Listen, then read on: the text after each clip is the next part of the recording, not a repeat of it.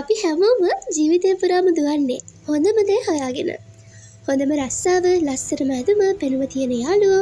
හැබැයි කවදා හරි හිතලා තියෙනවද අපි මේ පරිපූර්ණත්වයේ පස්සේ දුවද්දී අපිට මොනව මගහැරෙනවද කියලා? එක දවසක පුංචි පිරිමි ළමේ කඩේකට යනවා එයාගේ තනිකම මකා ගන්න සෙල්ලම් කරන්න පුළුවන් යාළුවෙක් හොයාගෙන. කඩහිමියාවට පෙන්නනවා දක්ෂම වේගවත්ම පැටවුන්න. හැබැයි ඒ ළමයාගේ ඇස් නතර වුණේ කොනක වැටිලා හිටපු ඇවිද ගන්න බැරුව අසරණ වුණු පුංචි බලු පැටියෙක් ළඟ. කඩහිමියා කියනවා හරිම තර්කානුකූල කතාවක්. පුතේ, ඔයා සල්ලි දීලා වැඩකට නැති දෙයක් ගන්න එපා.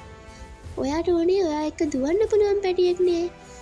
ඔහු ඒ පැටියව හැදින්නුවේ වැඩකට නැති දෙයක් විදියට. ඒ වෙලාවේ මේ පිරිමි ළමයා දුන්න උත්තරය මුළු ලෝකයටම පාඩමක්. ඔහු කිව්වේ නෑ ඔහුටත් ආබාධයක් තියෙනවා කියලා. ඔහු කිව්වේ මෙන්න මේ විදියට.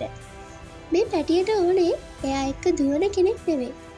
එයා වැටෙනකොට, එයාට ඇවිද ගන්න බැරි වෙනකොට ඒ වේදනාව එයාගේ ඇස් වලින් කියවන්න පුළුවන් කෙනෙක්. අපි ලෝකයේ දකින්නේ අපේ ඇස් වලින්. හැබැයි මිනිස්සුන්ව දකින්න ඕන හදවතින්. අපි හැමෝම හොයන්නේ පරිපූර්ණ මිනිස්සුන්ව. හැබැයි ලෝකයට ඇත්තටම අවශ්‍ය වෙන්නේ පරිපූර්ණ අයව නෙවෙයි. අන් අයගේ අඩුපාඩු තේරුම් ගන්න පුළුවන්, ආදරය කරන්න පුළුවන් මිනිස්සුන්ව. ඔයා ලෝකයේ වැඩකට නෑ කියලා අතාරින දෙයක් ඇතුලේ තවත් කෙනෙක් එයාගේ මුළු ලෝකයම දකින්න පුළුවන්.